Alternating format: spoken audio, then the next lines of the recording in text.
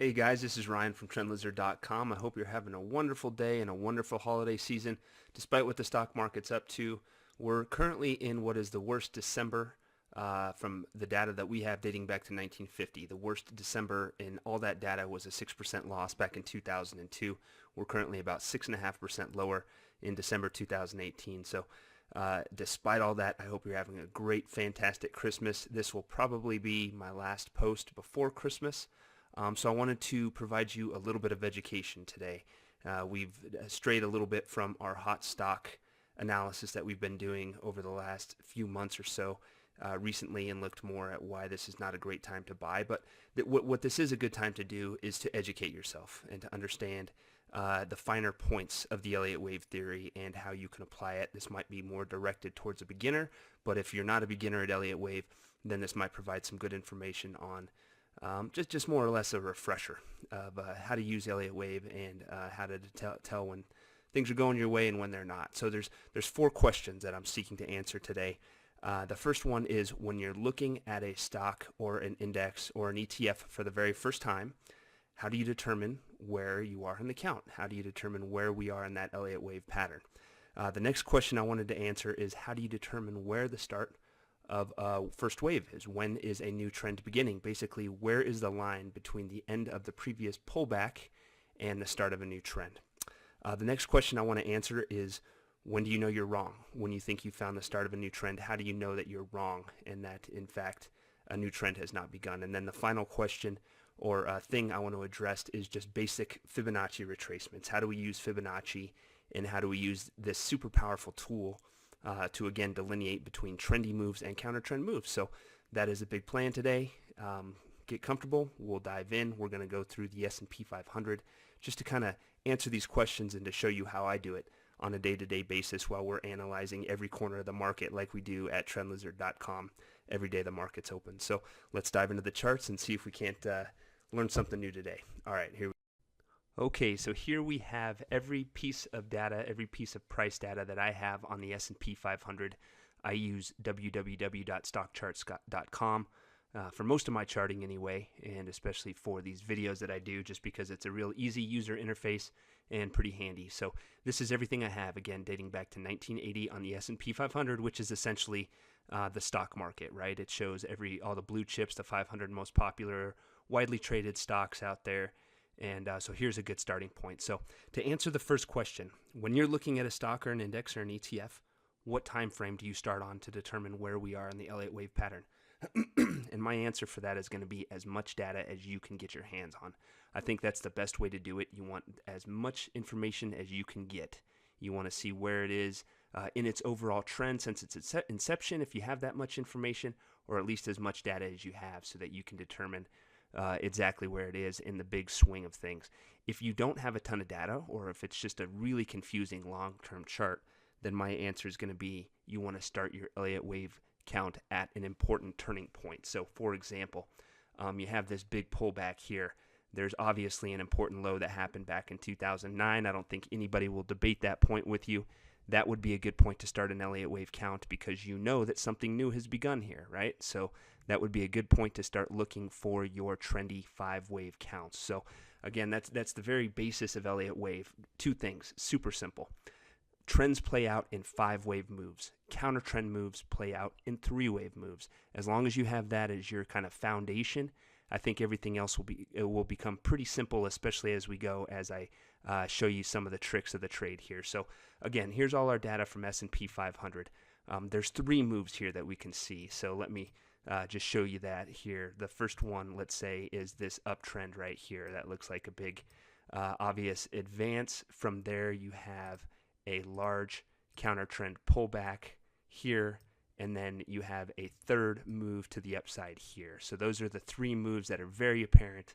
I don't think it's hard for anyone, even if you don't have an Elliott Wave background, to see those 3 moves. Clearly a big up move, a large pullback, and then another big up move here. So let's get rid of those generic lines here and see what we can do to apply an Elliott Wave count. So the first thing that I would do looking at this move is look at this pullback here and say, what kind of pullback is this? Is this a trendy pullback, or is this a counter trend pullback? As you know, counter trend moves play out in 3 waves. So let's go ahead and put that to paper here. So we label counter trend moves with A, B, and C. So I did that one wrong. This is the A wave here. This is the B wave here, and this is a C wave. This is a very standard Elliott Wave 3-wave pullback. It didn't play out that way if you lived through the bear market of the early 2000s or the financial crisis here. Obviously, it was brutal, but if you look at it from this time frame, now that it's long gone, it's pretty clear. It's just a basic 3-wave move. So what does that tell us? It tells us that there was a trendy 5-wave move. Obviously, the trend is up, so we can say this should be a 5-wave move prior to that 3-wave pullback, and then we can tell that the trend has resumed. Obviously, the high that occurred for this entire pullback was somewhere around 1,600. We moved all the way up to 3,000.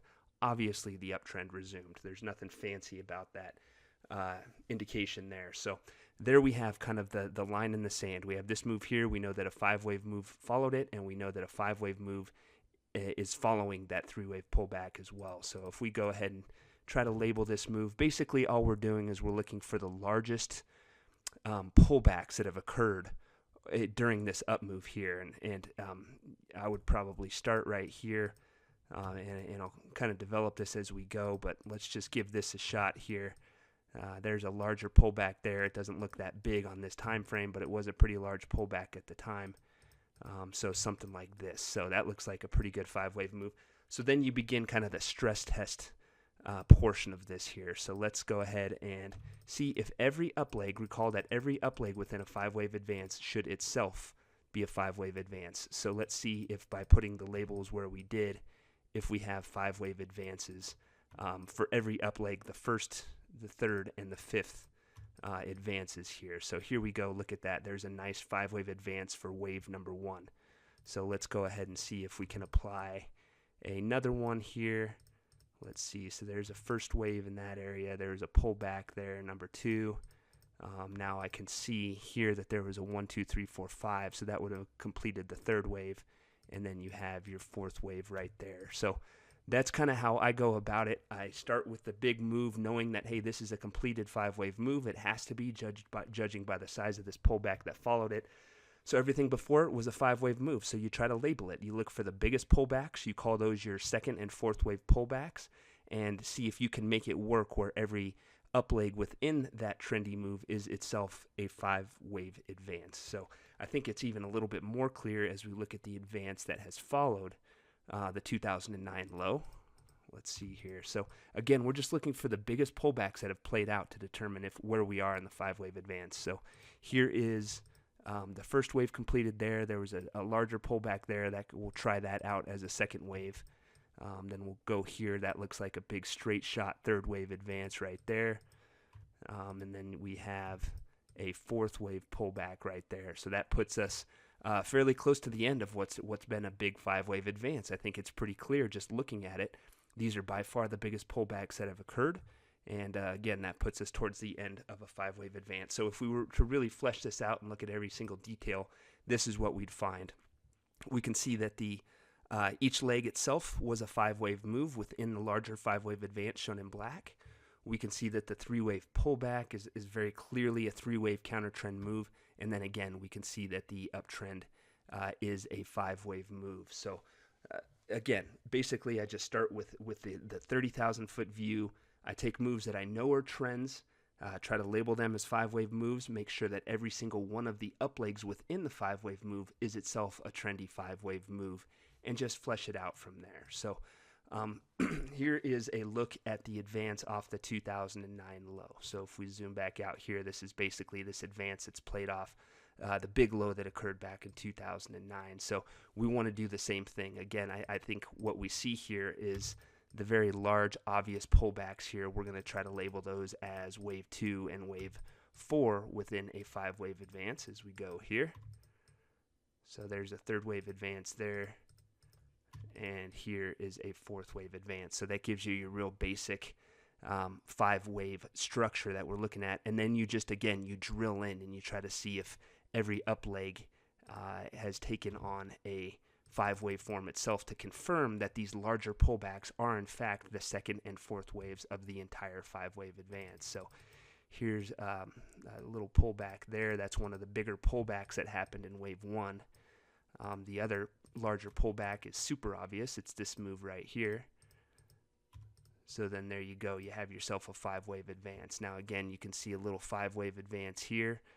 And so that is probably wave 1 of the larger 3rd wave advance.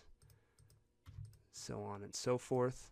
And then again, you're looking for the largest pullback to delineate where the larger counter trend pullbacks are within this move. So again, there we have a nice 5-wave advance. And you can do the same thing here.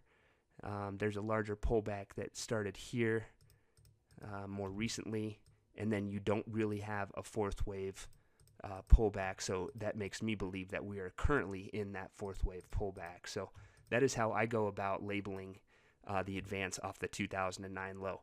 Nothing fancy. Again, you're looking for a larger, obvious 5-wave advance. If you can do that, then you stress test every single trending up leg, being waves 1, 3, and 5, to make sure that they also fit as 5-wave moves. So that seems to work out pretty well. And then the question becomes, how do you determine that you're right? And that's something that we'll get into as we go on. So the next chart here, this kind of fleshes out that 5th wave, that 5-wave advance off the 2009 low. And you can see every single move is accounted for. Every single one has a nice 5-wave advance internally to show you that every single wave, wave 1 of the larger 3rd wave is a 5-wave advance, wave 3 of the larger 3rd wave advance is a 5-wave advance, so on and so forth. So you're just constantly stress testing the pattern just to see if it makes sense. And that's why this makes sense to me, and that's why I place us in a 4th wave pullback here, getting close to the end of the 2009 advance, but not quite there yet. So the next question that we wanted to address is, how do you pick the start of wave 1? How do you determine these pullbacks here, any of these larger pullbacks, how they're ending and how the trend is resuming? So let's go ahead and do that. Okay, so here is a look at the 2009 low. Let's start here just by looking at, you have a very sharp, this is still part of the bear market that was going down. You had a really sharp decline, and then you had a strong reversal up off that March 2009 low. Maybe you think it's a low, maybe you don't know, but basically what you're looking for is for something to change. Now you can see bounce efforts that occurred prior to this low were counter trend moves. They were choppy. They're not 5-wave moves. They're 3-wave moves. They're counter trend moves. That changed once this low was in. You start getting some strong, purposeful upside pressure. You see the pullbacks now are counter trend moves, and the advances are trendy 5-wave moves. So what you're looking for is, you're looking for the trade-off of trendy downside movement to trendy upside movement on any time frame. If you can look at a 1-minute chart, you're starting to look for trendy upside moves to indicate that something has changed. Then you're looking very specifically for 5-wave moves, just like we know trends play out in 5-wave moves. So you start looking for trendy 5-wave moves. So you start here, you say 1, 2, looking for larger pullbacks there. That's the 3rd and the 4th wave right there, and then you just had a small little 5th wave up into the high here. So hey, look at this. Off the 2009 low, you're getting trendy 5-wave moves. And then you had a larger pullback, the largest pullback we saw since March's low. It's a good indication it happened right at the end of a 5-wave move. So you're thinking, hey, as long as this guy proves to be a counter trend pullback, then we have something to work with here. We're dealing with trendy upside moves. So that was a good indication. As you can see, that was a counter trend pullback, and price kicked off to the upside again. So hey, let's look at another one here.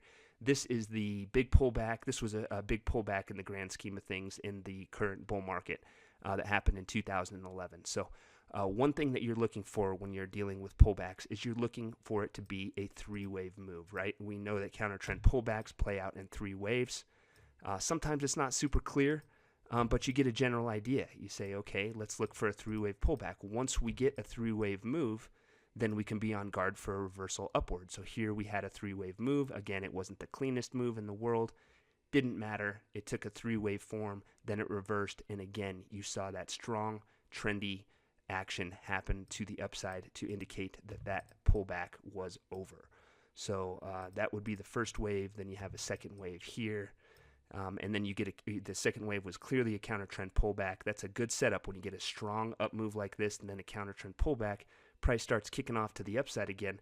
it's a pretty good sign that you're going to get another big up leg, right? Because you have a trendy up move, a counter trend pullback. Of course, you're going to get another trendy up move, so that becomes a buying opportunity. That's a pretty clear one. So then you have your third wave there, then you get another larger pullback, by far the biggest pullback we saw since this low. So that tells us it's a larger degree pullback, and up it goes. So you have yourself a trendy 5-wave move. That's a very good sign. Obviously, you would have been more interested in buying around here, but the fact that you're starting to get trendy 5-wave moves on a larger time frame, very clear indication that the overall trend has resumed. So let's take a look at one more here. This is the 2015 pullback. The start of this move right here, this is clearly not trendy movement. This is trendy movement where price is moving very directionally and purposefully. When you're getting choppy, nasty movement like this, you know it's counter trend price action. We know heading into the 2015 high, the trend was up, and then you start getting this choppy stuff. That's telling you that the trend is still up, right? So what are we looking for? We know it's a counter trend pullback. It's choppy. It's not that purposeful kind of trendy price action. We're looking for a 3-wave move. So what do we get here? We get the A, the B, and then we get the C. Super clear 3-wave move. So here's how you're trying to find when the start of a wave 1 is going to occur. You're looking for a 3-wave move to complete in the counter trend direction. And once that completes, you're on guard for trendy upside movement. And that's exactly what we got. Look how beautiful this move was. I mean, it was just barring higher. It went from 172 up to 200 in no time flat. And then you get another counter trend pullback here, which says, yep, the uptrend has resumed. You get another 5-wave advance here. You get a counter trend pullback. That's telling you that the uptrend has resumed. So that's what you're doing when you're looking for wave 1s. You're looking for a 3-wave pullback to complete to the opposite direction in the counter trend direction. And then you're looking for trendy 5-wave advances to emerge from there. So here's the big question, and the other two questions. They kind of go together. When do you know that you're wrong? And also, how do Fibonacci retracements play a role? And it actually answers itself here. So after you have this big up leg, something larger happened to the downside here. It was actually kind of near these highs here that might have worried you that maybe it was going to reverse back down and that the counter trend pullback was going to continue before the uptrend resumes. So what you do, you use Fibonacci retracements, and I have this wonderful little tool here, Fibonacci retracements, that I can use on stockcharts.com. And what I do is I start at the beginning of the move, very obviously right there, and then I go to the end of the move, which in my view is this high right here. So then you look to see if the pullback retraces more than 61.8% of the up leg. If at any time a pullback retraces what you think is a trendy up leg by more than 61.8% at any point, then you are wrong. It is not a trendy move. If this move would have turned back down and moved below 182.68 or whatever it was here, that would have indicated that this pullback was still going, that it was going to revisit the 2016 low before price kicked off again. It did not happen. As you can see, it found support. It turned back up. That's a very good idea that you are not wrong, that you are actually right. So you can do this on every time frame. So here's another nice up leg. It started right here. It ended right there. Did it retrace more than 61.8% of this up leg right here? No, it did not. It actually found support right at a 50% retracement, and it kicked off to the upside again. So this is what we do on every single time frame. I mean, if you look at, take for example, this massive up leg that played out over several years here. Let's see if this pullback retraced more than 61.8%, which is this line right here, the lower line. It did not. It found a low very close to there and then resumed its uptrend. So that's how you knew that this, again, it was further proof that this was a counter trend pullback and that things were going to turn higher from there. So you do this on every single time frame as we go through our charts here. You look at this first wave here. Once it completed and you started getting a larger pullback, you see if it retraces more than 61.8%, and it does not. It actually found support right at a 38.2% retracement and kicked off a new up leg from there. So you could look at this small little first wave, see if it's retraced more than 61.8%. It did not. You can look at this entire third wave advance to see if it did. No, it did not. So basically, if you think a trend is underway and you think that something's going to continue, test it at every opportunity. See if it starts pulling back. See if at any point what you think is a trendy up leg, if it's retraced by more than 61.8%, then you know that up leg is over, and you know that something larger to the downside is going on, and that is a cue to you that it is time to get out. So that's Fibonacci retracements. You may not have this cool little tool that I have here that has this cool retracement function, but what you can do is you can take this high and then you subtract this low to get the points that were traversed over the course of this move, and then you times that amount by 0.382 to get this line here, and then you also times that amount by 0.618, and that gives you an area where we're looking for this pullback to end. So it's not only a line in the sand that tells you whether you're right and you're wrong, it also tells you where a low is likely to occur. We expect lows to occur between 38.2% and 61.8% of the distance that was traveled in the previous 5-wave advance. So here again, that retraced 38.2%, and you can do this all day long. You can do this on the very short-term time frame. You can do it on the multi-month time frame. Whatever it is, you're just trying to make sure that every pullback that happens, whether it looks like a counter trend move or not, that it does not retrace more than 61.8% of any up leg. And again, that's going to be the entire distance of the 5-wave advance. From the high to the low, look at that amount, determine what 61% of or 61.8% of that is, and make sure that the following pullback does not retrace more than that. And as long as it does, then you're going to be good and you're going to be staying on the right side of the trend. And then again, as you're looking for lows, you want to see the completion of 3-wave moves. You want to see 3-wave moves complete to the downside. And once that happens and you start seeing some trendy upside movement, then you might be dealing with the first wave. And as long as the first wave never retraces more than 61.8% of whatever trendy action is on the chart, then you're good and you ride it from there. So I hope that's helpful. I know it was a little bit long. My apologies, but hey, I think it's always important to refocus and focus on what's important and understand the finer details of the Elliott Wave theory. I hope the Fibonacci section makes sense to you. Again, 61.8%, why is that important? I can't tell you. I mean, I'm not a scientist. I'm not a mathematician. I don't know what Leonardo da Fibonacci was doing when he started breeding rabbits and figuring out what these important ratios are. But what we know is that 61.8% is found throughout the world, and not just the stock market. It's found in the length of your finger and the way the galaxies swirl and all these other things. So if it's good enough for that, then it's definitely good enough for the stock market. And more importantly, it works. We see it all the time. We see moves that are retraced by somewhere between 38.2% and 61.8% before they reverse and head higher. So I hope that's helpful. If you have any more questions, please post them in the comments section. I'm here to help. That's all I want to do. I just want this to make sense because it's not as confusing as people have made it out there, with the literature that you'll read about Elliott Wave. It's really not. It's a very straightforward, super powerful theory, and it needs to be part of your arsenal. So come visit us at TrendLizard.com. We do education every day, just making sure you understand the Elliott Wave and where the market is going to go, and most importantly, showing you exactly how to trade it and make money consistently. Have a great day. Have a wonderful Christmas. We'll talk to you soon.